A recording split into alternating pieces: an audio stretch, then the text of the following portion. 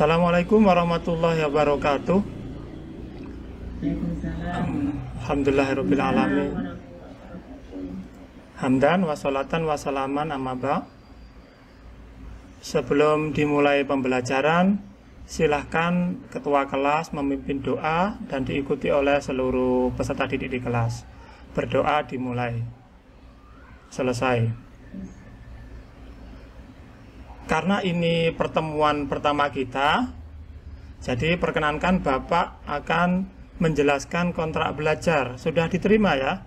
Kapan hari itu yang sudah di-share? Nah, seperti ini kontrak belajarnya, sebentar. Sudah kelihatan kontrak belajarnya? Ya, sudah, Pak. Ya. Sudah. Itu silakan dibaca. Saya yakin sudah dibaca ya. Nah, yang terpenting itu ada di poin 9 ya, anak-anak. Itu ketua kelas nanti bersama teman-teman berdiskusi menyepakati tentang reward and punishment-nya ya. Nanti ada di halaman seperti ini, nanti silakan diisi apa reward-nya, misalnya siapa yang paling sregep piket, atau siapa yang nggak pernah piket, nanti apa hukumannya silakan kalian tentukan sendiri. Yang terpenting nanti kalian akan tanda tangan semuanya ya. Nanti disalin menjadi 2, yang asli diserahkan ke saya. Gitu nggih? Ya. Oke, wah baik sekali ini ya. Sebelum kita mulai ini saya mau tanya dulu, ini bagaimana kabarnya anak-anak ini, sehat semuanya nggih? Alhamdulillah sehat. Yang mungkin ada yang tokennya masih bunyi, ayo tolong segera diisi ya, biar kalian tidak terganggu belajarnya. Sudah diisi token listriknya ya? Alhamdulillah. Alhamdulillah. Ya. Alhamdulillah Sudah, alhamdulillah. Jadi begini ya. Saya ini karena kita akan belajar tentang konsep fikih dan ruang lingkupnya, saya penasaran.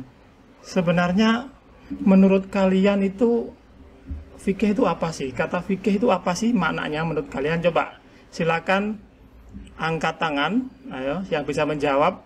Nanti tak kasih permen. Monggo, siapa yang bisa menjawab? Monggo, silakan angkat tangan. Pak. Oke, silakan. Bapak Saifuddin ini. Iya. Menurut panjenengan Itu menjelaskan tentang syariat Islam, Pak.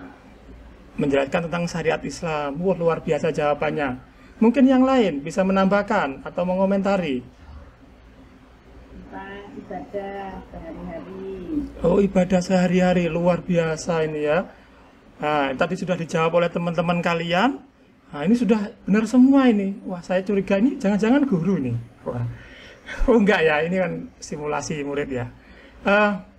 Luar biasa jawaban kalian. Tapi perkenankan nanti Bapak akan tambahkan sedikit keterangan dari jawaban kalian tadi. Itu sudah benar loh ya, ngomong. Baik. Sambil kalian periksa LKPD-nya, sudah diterima nggih LKPD-nya? Sebentar. Sudah nggih. Sambil dibaca LKPD-nya nanti. Oke, saya akan berikan tambahan ya, sifatnya ini tambahan karena kalian bisa belajar melalui buku, melalui internet nanti untuk melengkapi literasi yang kalian punya. Jadi saya akan tambahkan dulu beberapa penjelasan melalui materi presentasi. Kelihatan? Iya, Pak. Kelihatan, Pak. Baik. Sebentar, saya cek lagi modul ajar. Ngapunten, sebentar. Oke. Kita masuk pada materi pembahasan. Sebagaimana tadi sudah dijawab oleh teman-teman kalian, itu sudah luar biasa. Kita akan mulai dengan mukadimah terlebih dahulu. Ada sebuah hadis yang diriwayatkan oleh Imam Bukhari dan Muslim dari Muawiyah bin Abi Sufyan radhiyallahu an. Sami'tu an-nabiyya sallallahu alaihi wasallam yaqul, man yuridillahu bihi khairan yufaqihu fiddin. Yang artinya hamba yang dikehendaki oleh Allah Subhanahu wa taala kebaikan, maka ia difahamkan akan ilmu-ilmu agama. Semoga pembelajaran kita kali ini merupakan upaya kita menjemput takdir kalau kita dijadikan menjadi orang-orang yang baik. Amin, amin ya rabbal alamin. Baik, langsung masuk kepada apa yang akan kita pelajari ya. Jadi, adapun materi-materi pada pertemuan kali ini, kalau di LKPD itu kan ada banyak, itu ada 17-18 halaman, tapi itu untuk 2 pertemuan ya. Yang pertama kita bahas sekarang terkait dengan konsep fikih dalam Islam, tentang apa itu fikih sebenarnya. Kemudian ruang lingkup fikih.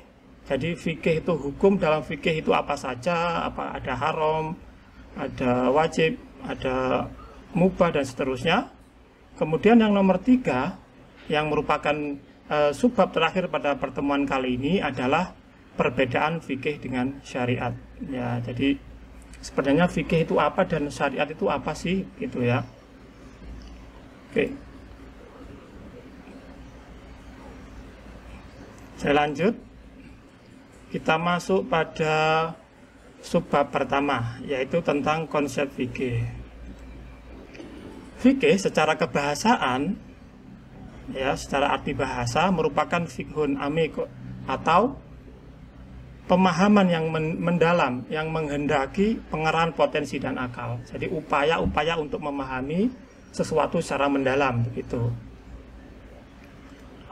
Ini karena singkat saja, nggih. Nanti kalian bisa membacanya lebih lengkap, ada lembar kerja peserta didik yang sudah kalian terima sebelumnya. Baik. Adapun definisi menurut ulama usul fiqh, yang pertama adalah fikih itu merupakan ilmu yang mempunyai tema pokok dengan kaidah dan prinsip tertentu. Karena di mana fikih itu dalam menentukan suatu hukum melalui metodologi-metodologi tertentu. Ya, nomor 2, fikih itu adalah ilmu tentang hukum syariat yang berkaitan dengan perbuatan manusia. Nah, ini sesuai dengan jawaban Pak Saifuddin tadi. Luar biasa ya. Yang ketiga, ilmu hukum yang berkaitan dengan ibadah dan muamalah. Ini juga sesuai dengan jawaban Bu Zairah tadi. Wah, luar biasa ini. Yang keempat, fikih menurut usul fiqh diperoleh melalui dalil yang terperinci, tafsili, yakni Al-Quran, As-Sunnah, Qiyas, dan Ijma'.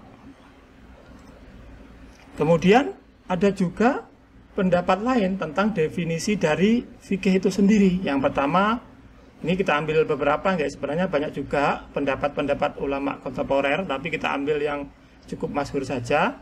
Yang pertama, menurut pendapat Imam Al-Ghazali.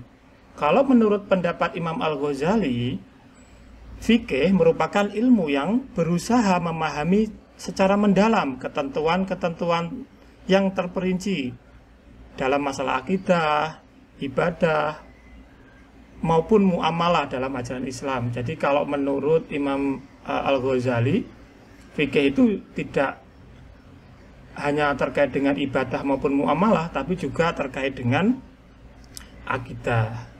Adapun menurut fuqaha atau ulama ahli fikih, jadi fikih merupakan sekumpulan hukum amaliyah yang dikerjakan dalam syariat Islam. Baik, sekarang kita persingkat saja, kita akan masuk ke ruang lingkup fikih.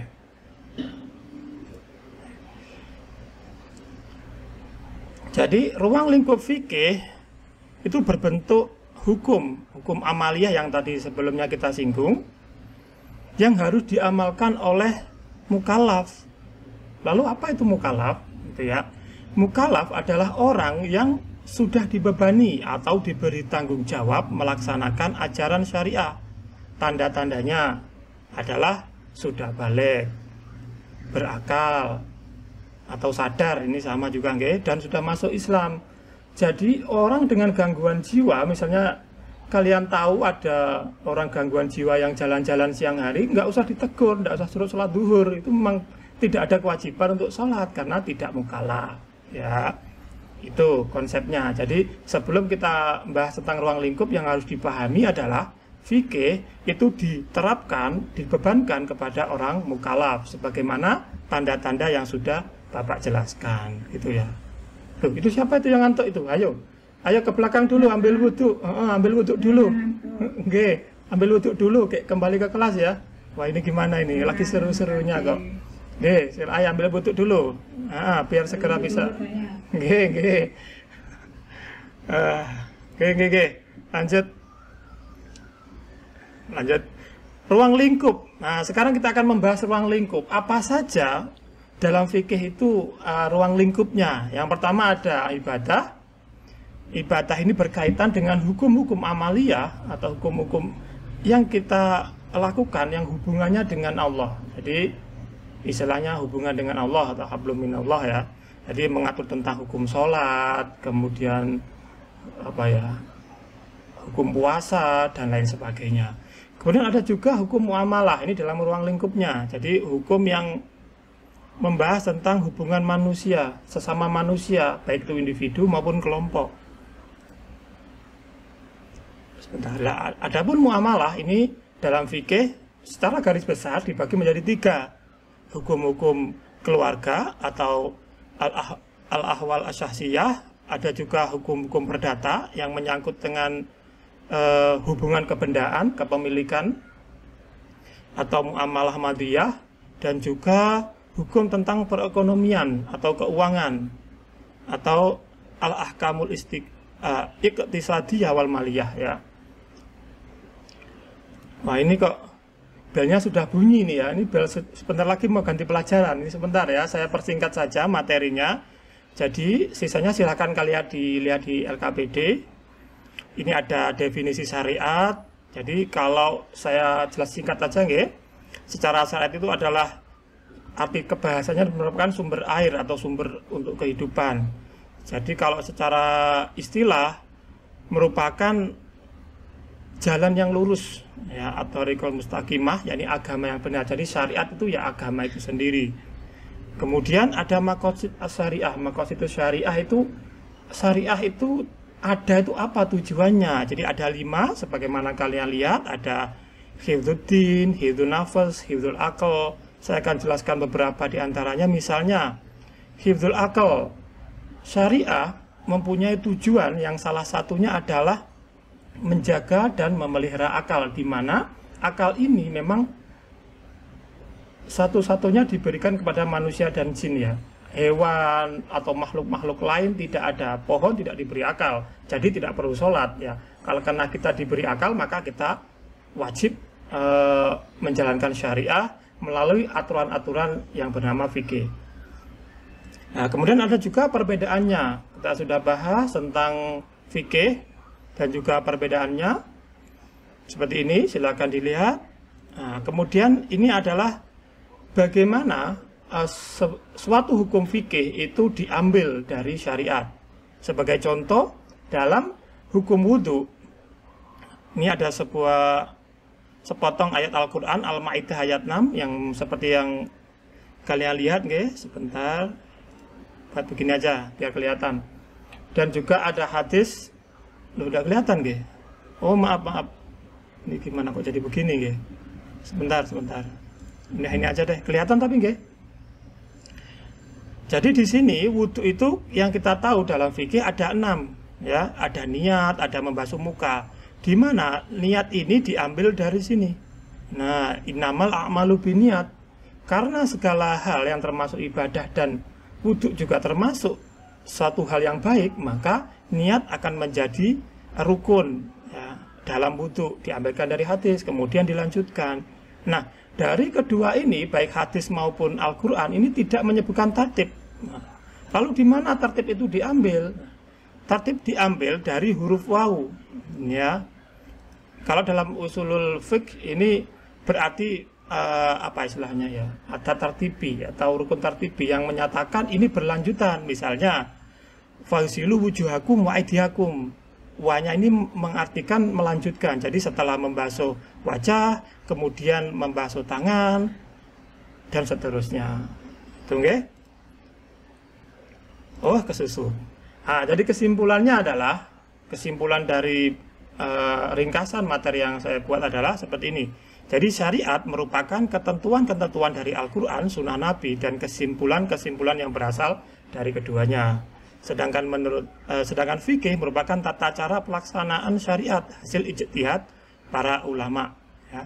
Ijtihad dalam hukum Islam Ini melalui metodologi dan disiplin keilmuan yang sangat ketat. Oleh karena itu, di Indonesia terutama, kita disarankan agar ittiba atau mengikuti. Ini berbeda dengan taklid. Silakan diperiksa di LKPD apa perbedaannya.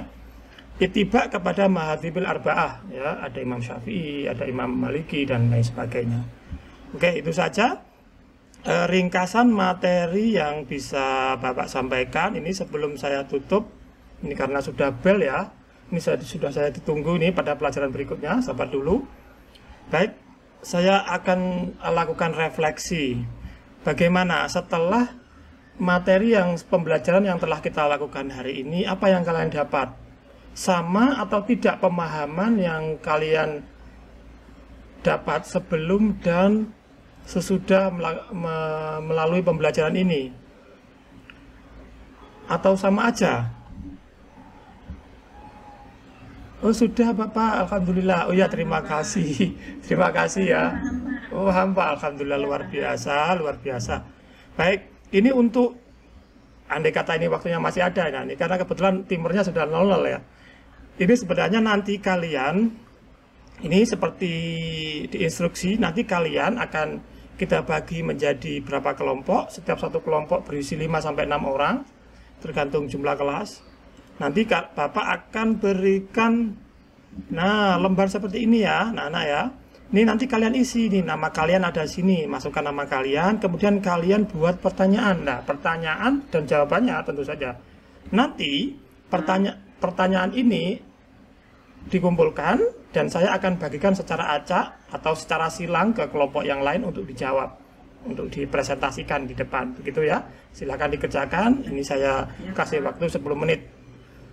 Seterusnya, setelah dikumpulkan dan setelah dipraktikum, akhirnya selesai. Baik, ini bagian penutup. Ini ya bagian penutup. Kemudian, alhamdulillah, kita setelah melaksanakan pembelajaran hari ini, insya Allah pada pertemuan berikutnya kita akan membahas tentang ibadah ya, ibadah, apa itu ibadah, apa itu ibadah mahdoh wairu mahdoh, terus apa perbedaan keduanya dan lain sebagainya.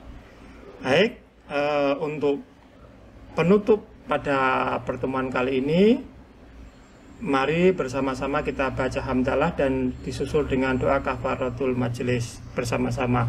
Alhamdulillahirabbil alamin. Titik-titik selesai. Itu saja. Akhiru qouli wal afu minkum. Wassalamualaikum warahmatullahi wabarakatuh. Nah, warahmatullahi